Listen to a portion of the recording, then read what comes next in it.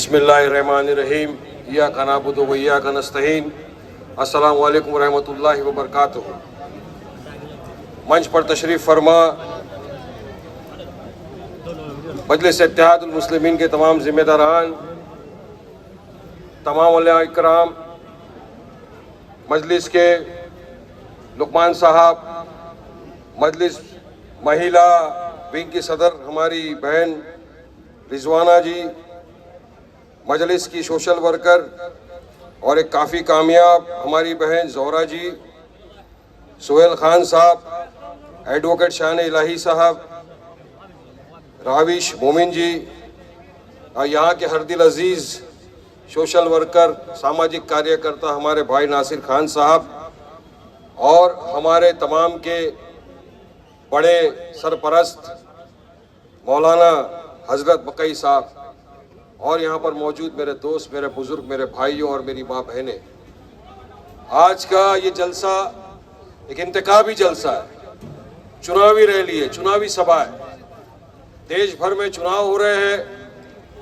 चुनाव के तकरीबन 4 फेज चले गए, 5वां फेज आना है। कल 18 तारीख प्रचार का लास्ट दिन है और 20 तारीख के दिन पोलिंग होनी है। मुंबई में 20 तारीख के दिन वोटिंग का दिन है।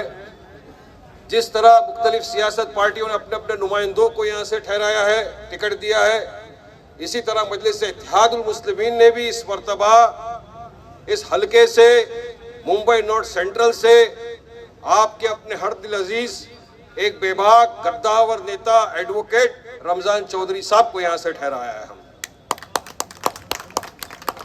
ये चुनावी माहौल है, चुनाव है, सबको चुनाव लड़ने का अधिकार है। जिस तरह बीजेपी को लड़ने का अधिकार है, जिस तरह कांग्रेस को लड़ने का अधिकार है, इसी तरह मजलिस इत्तेहादुल मुस्लिमीन को भी लड़ने का अधिकार है।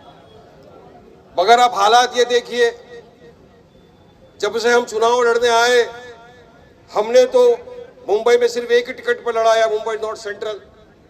मगर काफी लोगों के ये क्यों लड़ रहे हैं, लेकिन एक चीज जब मैं उनको समझाता हूं तो समझ जाते हैं और बोलते हैं बिल्कुल वारिस भाई आपकी बात सही है, चुनाव लड़ना चाहिए था आपको, अच्छा कि आप लड़ रहे हैं। महाराष्ट्र में 48 सीटें हैं टोटल लोकसभा की। एक तरफ इंडिया अलायंस है बीजेपी का, तो दूसरी तरफ महाविकास आघाड़ी का अलायंस है जिसमें कांग्रेस है, उद्धव ठाकरे की सेना है, शरद पवार साहब है। हम इन दोनों भी अलायंस का हिस्सा नहीं है। 6 महीने से हम बात कर रहे थे कि आइए साथ में मिलकर चुनाव लड़ेंगे, और आपका हमारा मकसद अगर एक ही है, मोदी को हराना है, तो आइए बिल्कुल कांधे से कांधा मिलाकर लड़ेंगे और हराएंगे बीजेपी को, और ये तय करेंगे कि इस मर्तबा नरेंद्र मोदी देश का प्रधानमंत्री ना बने। ये हमने कहा था उनके साथ 6 महीना बाद से। अब कटोरा लेके तो नहीं जाएंगे किसके सामने भीख मांगने, लड़ो हमको नहीं, इनके कान में जू नहीं रहेंगे। यकीन मानिए, ये जो सेक्युलरिज्म के चैंपियन घूमते फिरते हैं कांग्रेस वाले, 48 सीटों में एक भी मुसलमान को टिकट नहीं दिया इन लोगों ने। महाराष्ट्र छोड़ो, देश में 11 राज्य में, गुजरात, राजस्थान, मध्य प्रदेश, हर जगह आप देख लो, एक भी मुसलमान को इन्होंने लोकसभा का टिकट नहीं दिया चुनाव लड़ने के लिए। क्यों भाई ऐसा? 90% तो आपको मुसलमानों के वोट चाहिए, मगर उनके लिए आपको कुछ करना नहीं। इसे नाराजगी दिखाते हुए मुंबई नॉर्थ सेंट्रल के तकरीबन 40 साल से कांग्रेस में रहे हुए उनके एक्स मिनिस्टर आरिफ नसीम खान साहब ने रिजाइनेशन दे दिया, रिजाइन कर दिया। उन्होंने कहा मैं प्रचार नहीं करूंगा, मैं अगर जाऊंगा मेरी आवाम के बीच में, अगर बांद्रा ईस्ट में मैं जाऊंगा तो लोग मुझसे सवाल करेंगे, आरिफ भाई बताइए, आप तो इतने बरसों से कांग्रेस में हो, क्या पूरे महाराष्ट्र में, पूरी मुंबई में कोई एक ऐसा आपको नहीं दिखा मुसलमान जो लोकसभा की टिकट लेकर लड़ सके चुनाव? जहां पर 6 लाख के करीब मुसलमानों की आबादी है, यहां पर मुंबई नॉर्थ सेंट्रल में, यहां भी कोई आपको नहीं दिखा एक मुसलमान वाहिद जिसको आप टिकट देकर लोकसभा का चुनाव लड़ाकर पार्लियामेंट में भेज सके ताकि हमारी आवाज बने। बुरा मान गए आरिफ आकाश, बिल्कुल रेजिग्नेशन दे दिया, रिजाइन कर दिया उन्होंने कि मैं नहीं करूंगा प्रचार।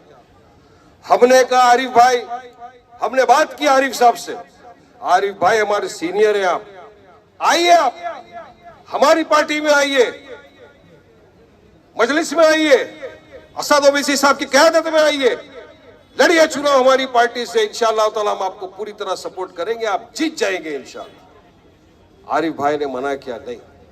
अब तमाम जगह से फोन आना शुरू हो गए कि क्यों नहीं लड़ रहे बाकर, कांग्रेस भी नहीं देगी, शिवसेना भी नहीं देगी, समाजवादी नहीं देगा, कोई नहीं देगा, तो क्या वारिस भाई आप लोग भी इसी तरह बैठे रहेंगे? आप भी नहीं देंगे क्या मुसलमानों को टिकट? आप भी नहीं चाहते हो क्या मुसलमानों की आवाज पार्लियामेंट में गूंजे? आप भी नहीं चाहते हो क्या कोई हक की आवाज बन के जाए पार्लियामेंट के अंदर और लड़े? तब पार्टी ने फैसला किया, सदर साहब ने फैसला किया कि ठीक है, अब हम लड़ेंगे चुनाव। आखिरी दिन तक फॉर्म का लास्ट दिन भरने का था, उस दिन तक हम रुके थे कि शायद इनको एहसास हो जाए, इनके अंतरात्मा, इनकी रूह जाग जाए और बोले कि नहीं चलिए एक दे दे, मगर इन्होंने नहीं दिया साहब। अब हम लड़े तो हम पे तनकीद, मगर मुझे यकीन है गया कि आवाम समझ गई है पूरी तरह से कि बहुत अच्छा किया कि आपने उम्मीदवार ठहराया, क्योंकि मुझे लोग बोल रहे थे वारिस भाई अगर ये रहा तो हम ना बीजेपी को वोट देंगे ना महाविकास आघाड़ी को देंगे, हम जाके नोटा के बटन पे दबा देंगे। यह था, इतना आक्रोश था यहाँ की आवाम में, इतना नाराजगी थी यहाँ के लोगों के अंदर। अब हमने दिया, अब फराइज आपका बनता है कि नोटा नहीं मेरे भाई, जीतने वाला कैंडिडेट रमजान चौधरी को दे दो मजलिस इत्तेहादुल मुस्लिमीन। इस हालात में हमने हमारे उम्मीदवार को उतारा है, आपके सहारे पे, आपके भरोसे पर, अल्लाह सुब्हानहू तआला के इसमें कि बिल्कुल। लोगों ने कहा तादाद कम है, मैंने कहा जब भी 313 थे, मगर अल्हम्दुलिल्लाह फतेह हासिल कर लिए, अब भी कम है, इंशाअल्लाह जीत जाएंगे हम लोग, वांदा नहीं है इंशाअल्लाह। हम असद ओवैसी साहब की क़यादत में चुनाव लड़ रहे हैं। देश के हालात से आप वाकिफ है, थोड़ा जरा बीजेपी के बारे में बताता हूं, उसके बाद वापस आऊंगा, इनकी बात आपको बताऊंगा कि क्या हकीकत है। आज देश में जो हालात से हम गुजर रहे हैं, 2002 से हम आप सब तक रह गए कि जब से मोदी जी चीफ मिनिस्टर बन गए, बीजेपी थोड़ा आगे आने लग गई 2002 से, तब से लेकर अब तक इन्होंने एक ही गारंटी दी है देश को, वो है मुसलमानों के खिलाफ नफरत को फैलाओ, मुसलमानों को गालियां दो, अपनी सियासत को चमकाओ, पोलराइज। इनको हमारे हिजाब से नफरत, इनको हमारे खाने पीने से नफरत, इनको हमारे मदरसों से नफरत, CAA NRC लाकर हमारी जो सिटीजनशिप है उसको भी छीनने की कोशिश। इनको हर चीज से हमारी नफरत, बस एक ही चीज, मुसलमानों के खिलाफ नफरत को फैलाओ, गालियां बको, अपनी राजनीति चमकाओ, इक्तदार की कुर्सी के ऊपर जाके बैठे रहो। और यही होता आया, यही करते गए वो, मगर इनको जवाब देने की ताकत नहीं थी ये इंडिया अलायंस के अंदर जो आज बना के बैठे गठबंधन। हर चीज पर जब शरीयत में मदाखिलत का मामला आ गया, मुझे यकीन है कि यहाँ जो भी है हर चीज बर्दाश्त कर लेगा, मगर शरीयत में मदाखिलत कभी भी मुसलमान बर्दाश्त नहीं करेगा, किसी कीमत पे भी बर्दाश्त नहीं करेगा शरीयत में मदाखिलत। जब शरीयत में मदाखिलत की बात आ गई तो काफी सारे इनके नुमाइंदे बैठे हुए थे, कोई ने आवाज नहीं उठाई। उस वक्त भी अगर कोई आपके हमारी तरफ से लड़ाई लड़ा, सरकार की आंखों में आंखें डाल के बात किया, तो कोई और नहीं, आपका मेरा कायद बैरिस्टर असदुद्दीन ओवैसी साहब था। हर वक्त मुसलमानों को गाय के नाम पर तस्करी कर रहे, झूठे केस बनाकर उनका मॉब लिंचिंग कर दिया गया, सब खामोश रहे, कोई आवाज उठाने के लिए सामने नहीं आ रहा था। मगर उस वक्त भी अगर कोई लड़ा आपकी हमारी लड़ाई, और नहीं मजलिस इत्तेहादुल मुस्लिमीन और बैरिस्टर असदुद्दीन ओवैसी साहब लड़े। CAA NRC का कानून आ गया, ये झूठ बोलते हैं कि सिटीजनशिप देने वाला है, हमको पता है कि नागरिकता छीनने वाला कानून है या संवैधानिक कानून है। इसकी पुरजोर मुखालिफत पूरे देश भर में अगर किसी ने की, हर जगह पर, हर राज्य में, हर टाउन में, हर सिटी में, तो मजलिस इत्तेहादुल मुस्लिमीन ने करी इसकी। अरे हर चीज पर, हर शोबे पर हमने आपके लिए लड़ाई लड़ी है। कोई ऐसा नहीं किया हमने, हमारा फराइज आप मेरे कलमा दुआ को भाई है, हर जगह हम आपके लिए खड़े रहे। मगर बीजेपी से आंख में आंख डालकर अगर सवाल जवाब किया तो मजलिस ने किया कि हम में ताकत है, इनमें कोई ताकत नहीं है उनको सवाल जवाब करने की। हद तो यहां तक आ गई कि देश के वजीर आजम, परसों इंटरव्यू में देख रहा था, वो दरिया के अंदर जा रहे, शिप के अंदर खड़े, और पत्रकारी लेडी उनको सवाल कर रही है। बोले मैं तो कभी हिंदू मुसलमान करता ही नहीं, मैंने तो घुसपैठिया भी नहीं बोला। अरे कितना झूठ बोलेंगे मोदी जी, आप जरा बताओ ना। झूठ पे झूठ, झूठ पे झूठ, सिर्फ और सिर्फ झूठ पे झूठ। वो अपनी भाषा में बोलते ना, बोल बचन चालू थे, बस सिर्फ बचन। अरे मुसलमानों का नाम लिए बिना तो इनको पेट में खाना हजम नहीं होता। सब आ गया चुनाव के पहले, क्योंकि 4 चरणों का जो झटका इनके दिल, दिमाग, गुर्दा, कलेजी पे जो पड़ा ना, उसका इफेक्ट ऐसा हो गया कि तितर बितर हो गया, फ्रस्ट्रेट हो गया, कुछ भी बोल रहे हैं। ये देश का वजीर आजम नरेंद्र मोदी ने मंच से खड़े होकर कहा कि मुसलमान घुसपैठिया है। घुसे हुए हैं क्या हम? घुसपैठिया है क्या मोदी जी? अरे वारिस पठान और बांद्रा इसकी अवाम है, जिनके बाप दादाए जंग आजादी में हिस्सा लिए, शहीद हुए, तब आज जाके हमारा मुल्क आजाद हुआ है। आप हमको घुसपैठिया बुलाएंगे? 6 बच्चे पैदा करते हैं, ये सारी चीज, ये सारे मंगलसूत्र बेच के ये बच्चों को जो ज्यादा पैदा करते हैं उनको दे देंगे। क्यों दे देंगे भाई? ये काम हमारा नहीं कि हम किसी का मंगलसूत्र निकाल के पेट डाले, किसी की जमीन जायदाद हड़प करके दे देंगे। और कौन 6 बच्चे पैदा कर रहा है?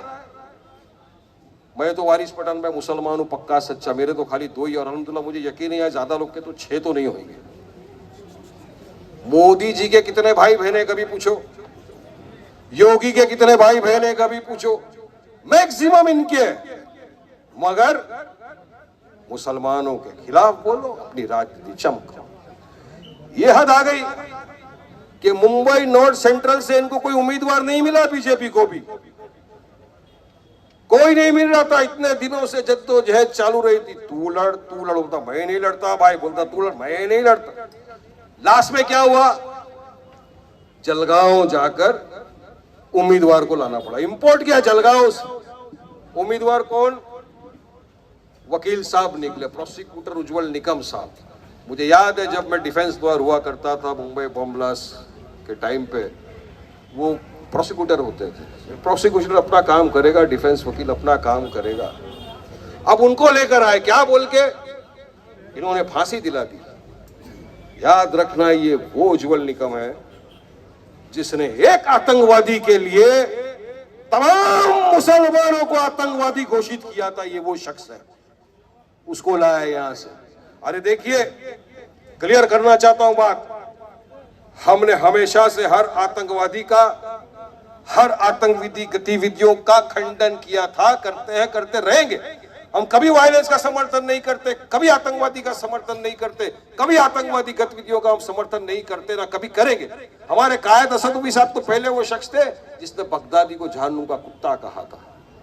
मगर तुमने एक आतंकवादी को, जिसको हमने भी कहा ठीक है ये आतंकवादी है, तुमने कहा कि मुसलमान आतंकवादी होता है। ऐसे इंसान को लेके घूम रहे मुंबई के अंदर।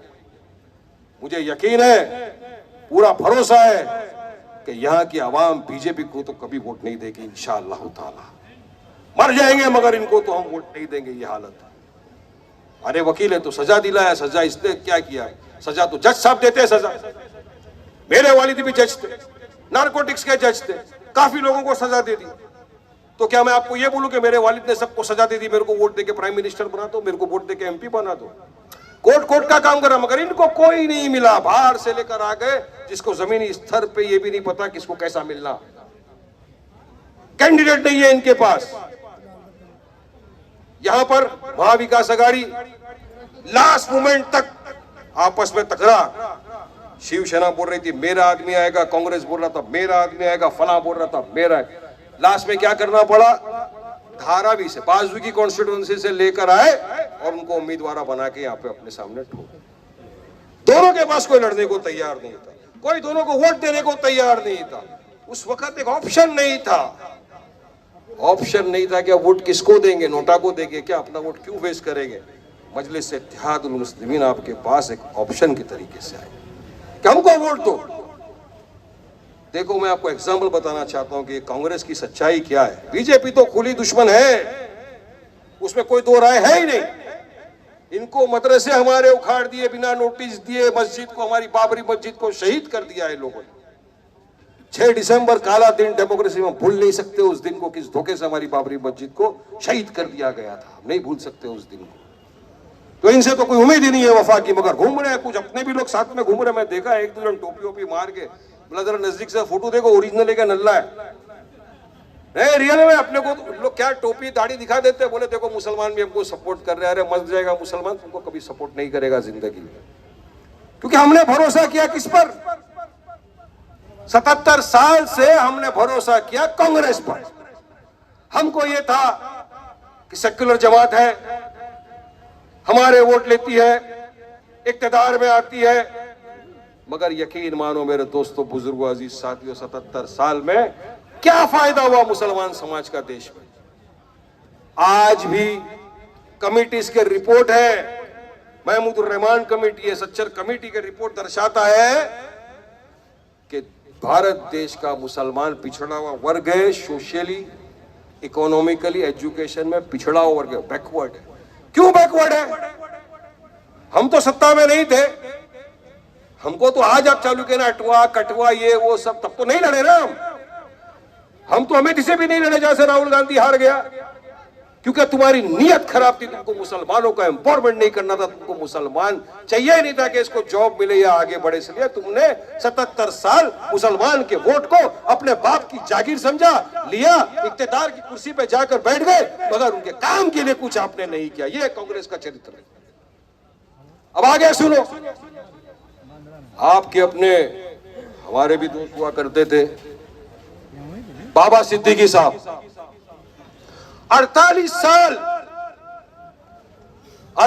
साल बाबा सिद्दीकी ने दे दिया कांग्रेस को। एमएलए बने, मिनिस्टर बने, उन्होंने अभी रिजाइन कर दिया कांग्रेस से, चले गए अजीत गुट पे। लोगों ने पूछा क्यों छोड़ रहे हो, बोले 48 साल रहने के बाद मैंने एक चीज यहां पर समझा कि कांग्रेस मुस्लिम विरोधी पार्टी है, एक मुसलमान को कड़ी पत्ता समझती है, उनका अल्फाज है। मैं बाबा सिद्दीकी के अल्फाजों को दोहरा रहा हूं, उनके अल्फाज ये है कि कांग्रेस मुसलमानों को कड़ी पत्ता समझती है, जब तक उसमें खुशबू रहती है उसको रखती है, जैसा खुशबू खत्म बाहर उठा के फेंक देती है। आपने बड़ी दुआओं से, बड़ी मोहब्बत के साथ, बड़ी लगन के साथ, बड़ी मेहनत के साथ अपने इस हलके से जिताया ज़ीशान सिद्दीकी को, कांग्रेस का। ये बाबा सिद्दीकी का लड़का। सुनो क्या बोल रहा है आज खड़े होकर, प्रेजेंट सिटिंग एमएलए। वारिस पठान बोलेगा तो लोग बोलेंगे अरे क्या वारिस भाई, आप तो एमआईएम के, आप बोल रहे ये बात नहीं। कांग्रेस का आपके हलके का सिटिंग एमएलए ज़ीशान सिद्दीकी बोल रहा है। कांग्रेस मुस्लिम विरोधी पार्टी है। जब वो कांग्रेस के नेताओं को मिलने गए तो उनको कहा जा 10 किलो वजन कम करके आ, उसके बाद तू मिल सकता है हमारे से। यानी मुसलमान है तो 10 किलो वजन कम करके आ, तो खड़गे साहब को तो 60 किलो कम करना चाहिए फिर मेरे हिसाब से, मगर नहीं। और अगर यही मामला रहा ना कि मुसलमानों के 90% वोट चाहिए, उनके लिए कुछ नहीं करना, वो दिन दूर नहीं, 3-4 महीने बाद चुनाव है, हो सकता है कांग्रेस पार्टी यहां से किसी मुसलमान को उम्मीदवार भी नहीं बनाए। इसलिए मौका है आपके पास, वक्त है आपके पास, बता दो इनको, अपनी ताकत का अंदाजा दिखा दो कि मुसलमान के वोट की ताकत क्या है, बता दो इनको। जो हमारे साथ इस तरह की गद्दारी करेगा, हमारे वोटों की अहमियत को अपने बाप की जागीर समझेगा, हमारे में से नेता लीडर पैदा करने की कोशिश नहीं करेगा, तो अवाम भी जागरूक हो चुकी है। अब हम उसको वोट देंगे, उसके साथ जाएंगे जो हमारे साथ कांधे से कांधा मिलाकर खड़ा रहेगा और हमारी हक की आवाज। हक की लड़ाई है, ये हक की, हिस्सेदारी की, बराबरी की लड़ाई लड़ने के लिए हम लोग आए हैं आपके बीच में। मैंने सुना कल कांग्रेस के मंच से किसी नेता ने कहा 500 रुपए में बिक रहे, 500 रुपए में बिक रहे। अरे सुन ले मेरे भाई, ये नावपाड़ा, भारत नगर, बहराम का बच्चा 500 में अपना फोटो नहीं बेचेगा तो ईमान खरीदने की बात बंद कर दे बेटा। हम लोग तो खरीदने निकले हैं, तुम हो बिकाओ। तुमने गले में बांध के रखा है गुलामी का पट्टा अब तक, हिलाओ तुम पीछे पीछे, हम नहीं हिलाने वाले तुम पीछे पीछे। 5-5 लाख के 500 रुपए में बिकेगा। अरे तुम बिक गए, जाओ, तुम्हारा ईमान ही है क्या? दूसरे मंच से कांग्रेस की कैंडिडेट बैठी हुई है, शिवसेना के नेता बैठे हुए हैं। उस मंच से शिवसेना के नेता ने कहा कि अगर मुसलमानों को 15 लाख रुपया दे दो तो रात दिन जय श्री राम के नारे लगाएगा। अरे मेरे भाई, चुनाव लड़ने आए हैं या ईमान का सौदा करने आए हैं? नहीं खरीद सकते तुम हमारा ईमान। जो दिल में, जुबान में, जहन में घुस गया है ना, ला इलाहा इल्लल्लाह मोहम्मद रसूलुल्लाह, इसको कोई खरीद नहीं सकता है, कोई मिटा नहीं सकता है। और इसका सौदा करना दूर की बात है। मतलब तुम इसलिए आ रहे हो यहां पे कि तुम जीत कर ये करोगे कि नावपाड़ा का बच्चा जेएसआर के नारे लगाए, हम बोलेंगे। अब ऐसे लोगों के साथ क्या आपको जाना चाहिए? ऐसे लोगों को आपको दरकिनार करना चाहिए। फैसला आपके सामने। हम यहां चुनाव लड़ने आए तो काफी इनके जो दरखरीज गुलाम है ना, मैं इनको दलाल बोलता हूं, डल्ले। किसी ने कहा मजलिस को इलाके में घुसने नहीं देंगे अपने। अबे बेटा, इलाके कुत्ते बिल्लियों के होते हैं, शेरों की जमात है, पूरे जंगल में घूमेंगे। है हिम्मत? आए तेरे सामने वारिस पठान खड़ा हुआ है, आज सामने हिम्मत नहीं है। 1.25 मीटर लेके अपन गाड़ी में घूमते, चूहे बिल के अंदर बैठ जाते हैं। ताकत नहीं है मगर भोगते हैं क्योंकि दलाली नहीं मिल रही है। दलाली लेने चले गए ना कांग्रेस के ये दलाल।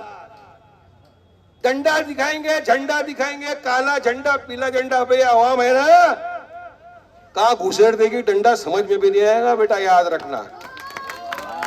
दिखना नहीं, अपना उसूल है। पहले तो अपन किसी को छेड़ते नहीं, और फिर कोई छेड़ता है ना तो मां की कसम उसको कुछ छोड़ते भी नहीं है। फिर समझ ले, चुनाव है, चुनाव की तरह लड़, फालतूगिरी नहीं चाहिए। पठान खोपड़ी अपनी भी।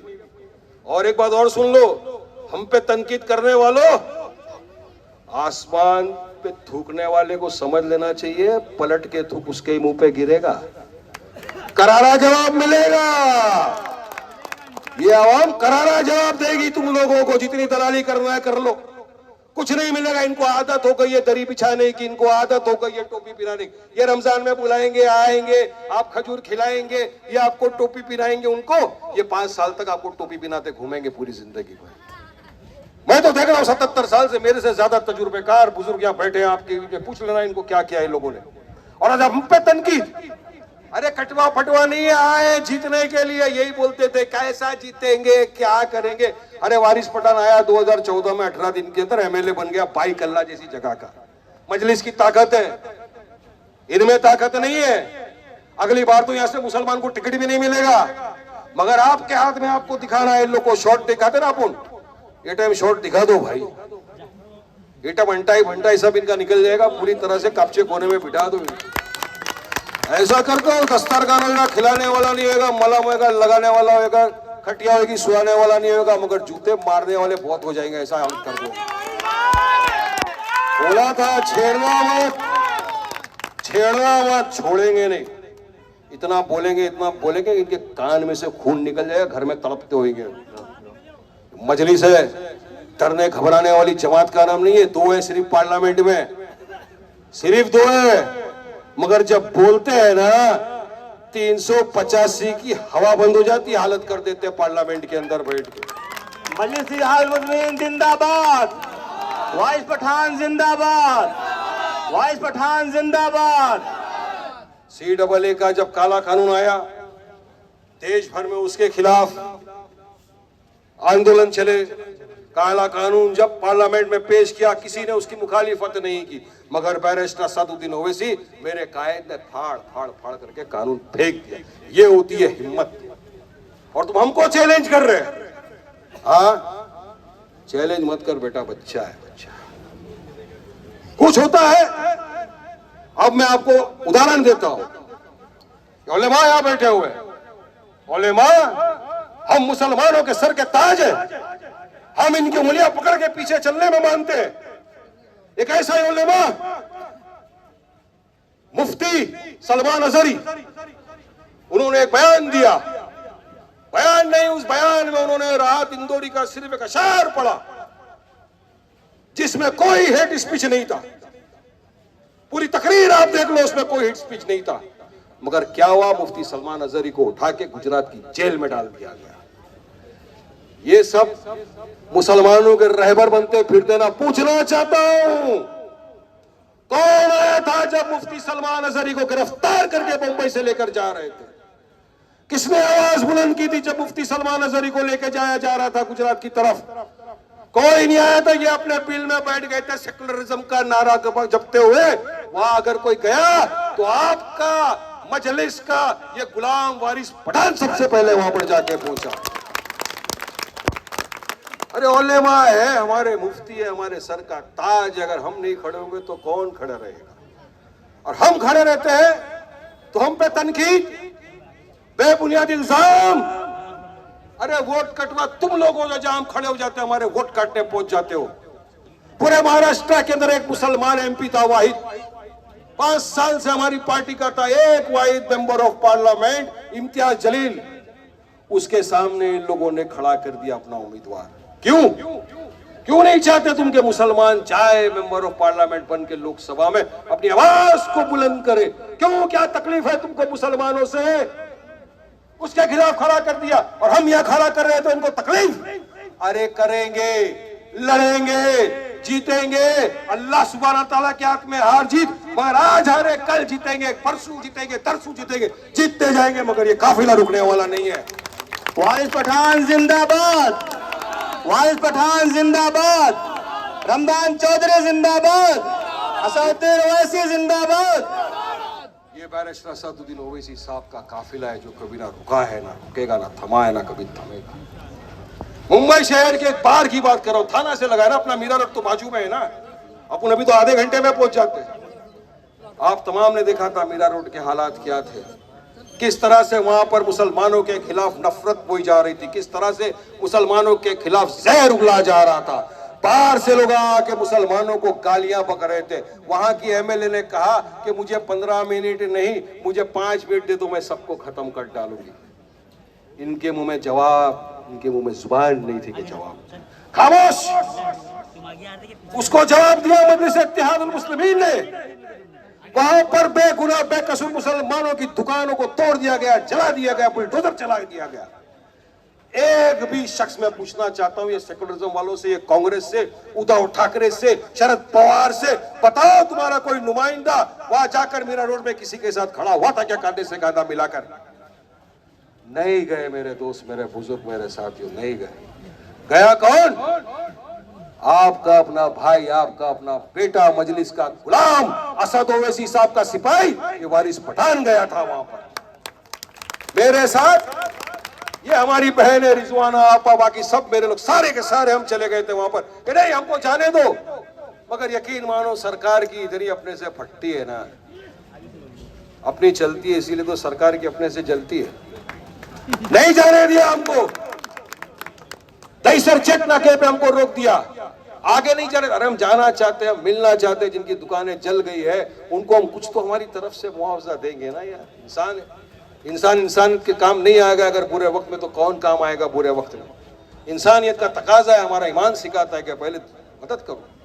नहीं जाने दिया हम नहीं गए, हमको जाने नहीं दिया। हमारे लोगों ने जो मदद पहुंचाना था पहुंचाया, मगर ये तो कोई भी नहीं गया, ना कभी जाएंगे आगे।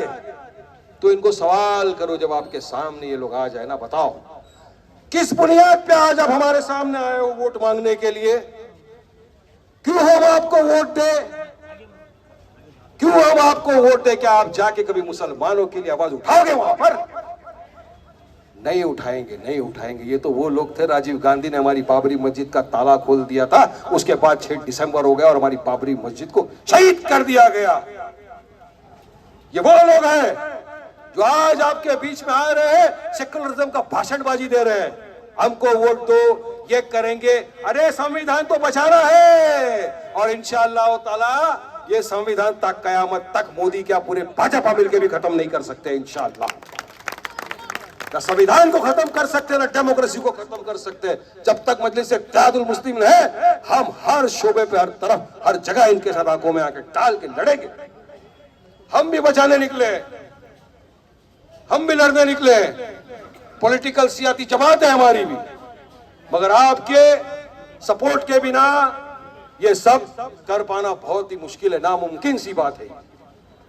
अगर आपने इस वक्त सोच लिया, आप मुत्तहिद हो गए, अगर आपने इत्तेहाद पैदा कर लिया और आपने सोच लिया कि इस मर्तबा ये जो 77 साल से हमको बेवकूफ बनाते आ रहे हैं, इस मर्तबा हम इनसे ऐसा बदला लेंगे, ऐसा बदला लेंगे कि इनको समझ में आ जाएगा कि मुसलमान की वोट की कीमत क्या है, तो यकीन मानो, यकीन मानो इस मर्तबा अगर आपने दुआओं से नवाज दिया, अपने वोटों से नवाज दिया, तो इंशाअल्लाह रमजान चौधरी को लोकसभा जाने से कोई नहीं रोक सकेगा, कोई नहीं रोक सकेगा। इंशाअल्लाह जाएंगे, रमजान चौधरी जाएंगे, असद ओवैसी साहब जाएंगे, अख्तर इमान साहब जाएंगे, इम्तियाज जलील साहब जाएंगे।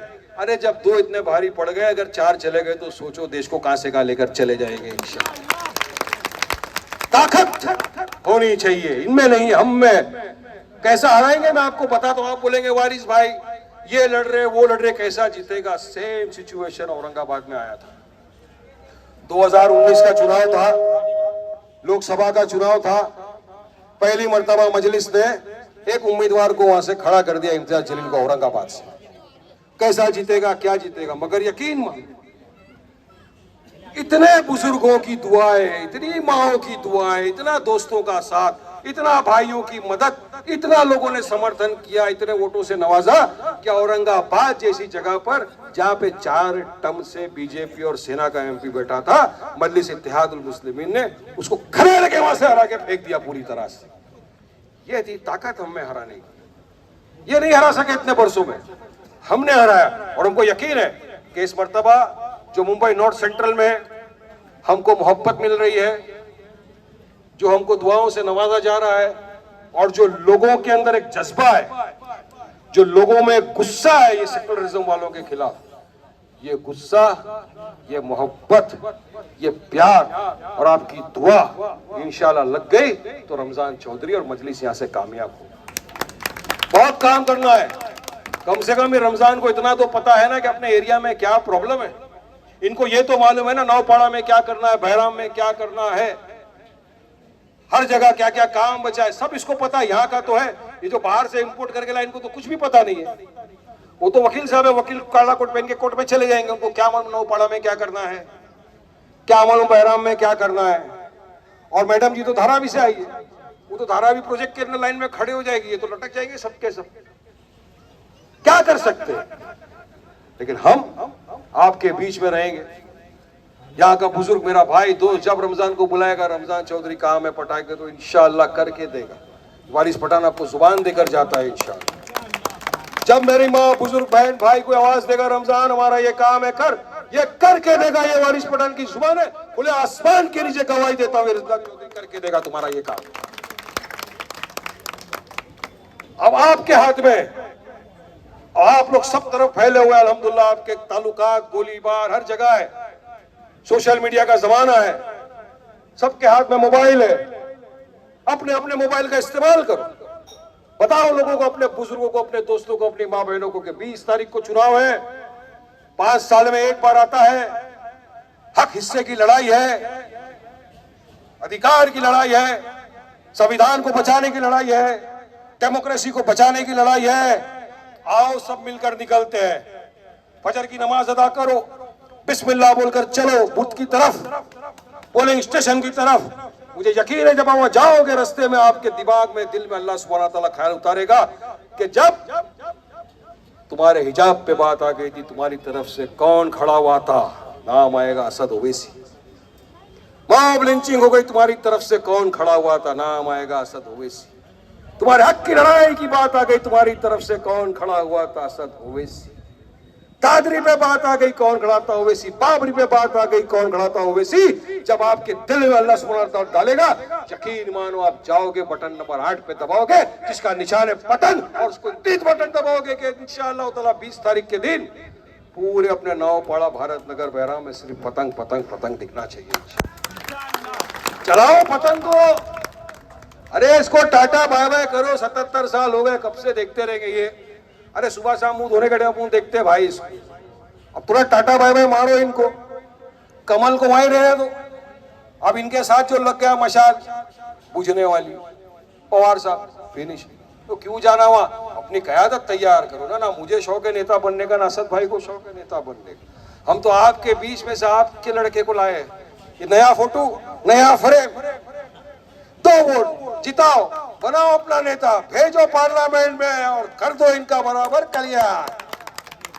ये मैसेज जो यहां से जाएगा ना, ये पूरी दुनिया में नहीं, पूरे देश भर में, दुनिया भर में जाएगा ये मैसेज कि जब इन लोगों ने ठान लिया ना कि अब सबक सिखाना है, जिन्होंने हमको 77 साल बेवकूफ बनाया, और जब हम एक हो गए तो हमने कैसा इनको झटका दिया, यकीन मानो आगे आने वाले आपके बच्चों का मुस्तकबिल संवर जाएगा। ये मौका है, इस मौके को खोना मत। एक हो जाओ, मुत्तहिद हो जाओ। 20 तारीख को आओ, पतंग का निशान बटन नंबर 8, मजलिस इत्तेहादुल मुस्लिमीन, बैरिस्टर असदुद्दीन ओवैसी साहब की पार्टी है और उसके उम्मीदवार का नाम है रमजान चौधरी। आप तमाम यहाँ आए, हमको सुना, बोलने की इजाज़त दी, इसका मैं तमाम का तहे दिल से बहुत बहुत शुक्रिया अदा करता हूँ। शुक्रिया। अस्सलाम वालेकुम। जय हिंद, जय महाराष्ट्र।